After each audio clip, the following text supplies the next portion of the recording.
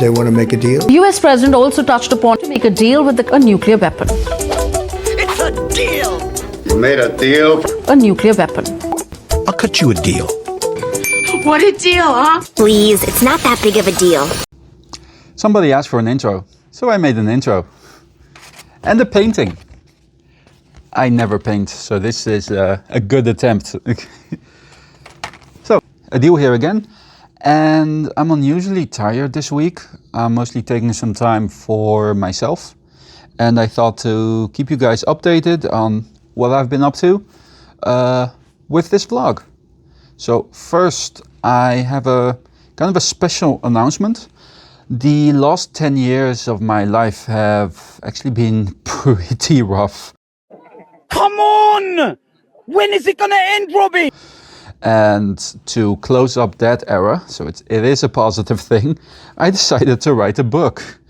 It'll be about all the major things that happened and how I coped with all those situations. Some good methods of coping and also some very bad methods of coping. Debt consolidation. No. Gambling. No, please. But yeah, I reached the stage where I need a break closing that era. And also, I'm surprisingly hard to kill, so I made it to the end. Why won't you die? So it is time to share the lessons that I've learned, because I see there is some value in what I have experienced. I won't be saying anything about this book project. The next time you're gonna hear about it, I probably have a printed copy in my hands. I decided to have a little break and go to Cologne. I hadn't been there for 10 years. The last 10 years of my life have actually been pretty rough. I really like that city. I prefer it way more than, for example, Munich. A joke you can make is that in Munich people are so racist, even their sausage needs to be white. So when I was in Cologne, there was one photo that I really wanted to make because it really shows the mentality of the people in a way that you wouldn't actually expect. Time for a history lesson. There once was a bishop named Konrad von Hochstaden. And he loved abusing his power to get political influence. And that made him very hated under the local population. So hated that under his statue, there is a guy doing what they think he would have done himself a lot if he could. Also, when you are in a chill German city for 2 days, you really notice that Dutch people always appear to be either in a rush or on cocaine, or probably both. Van 3600 kilo pure cocaïne. It's interesting. Another funny difference is that in Germany you have two different bottle deposit systems. You have the Einweg, which means use once. And those bottles usually get shredded and turned into new bottles or even clothing. But they also have the Mehrweg, which is the same plastic but thicker bottles that are immediately washed and reused. Luckily, I did figure that out pretty quickly. But still, out of curiosity, I did that typical tourist thing where I Google Translate a photo like I'm deciphering some ancient hieroglyphs.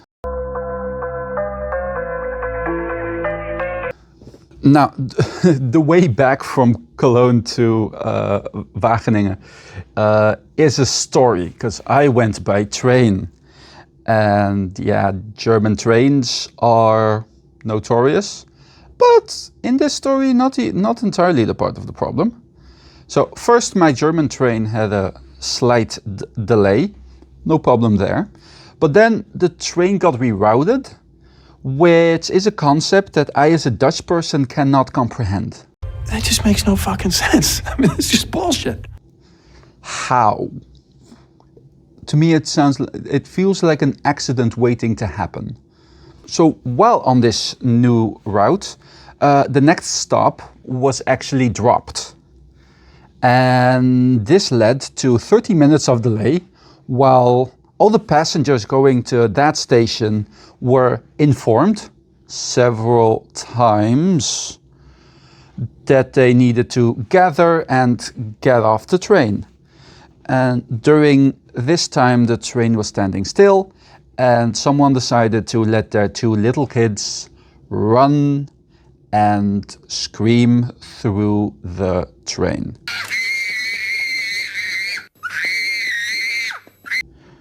Which triggers me a lot, but I'll save that for my trauma therapy. We managed to reach the Netherlands. We arrived at Den Bosch, and I'm very comfortable with the Dutch train system because I cleaned trains in Rotterdam Central Station for about 7 months, so I'm very, very familiar with trains in the Netherlands.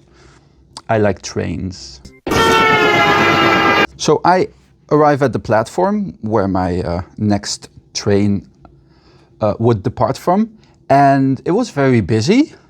Then all of a sudden someone shouted something and everyone started running. So I decided, no, I'm not bothering with this. I'm just gonna wait for the next train.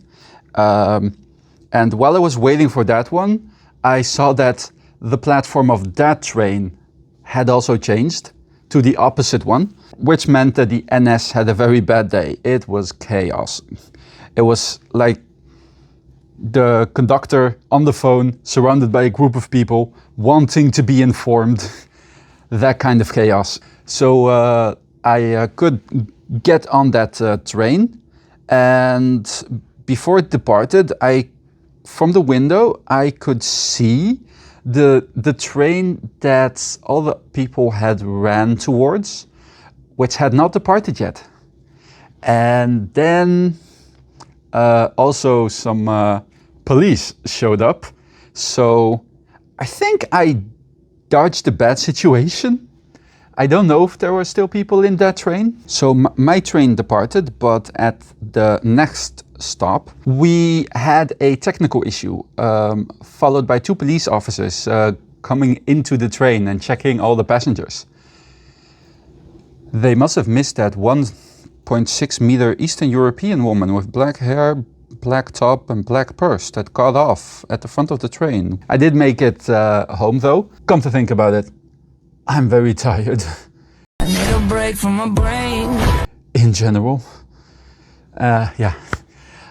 To close off this vlog, I made a very little comedy skit that I was intending on making for a long time. I love this show. It's so historically accurate. I'm totally immersed in this. Way better than that woke nonsense on Netflix. I finally made it to the oasis.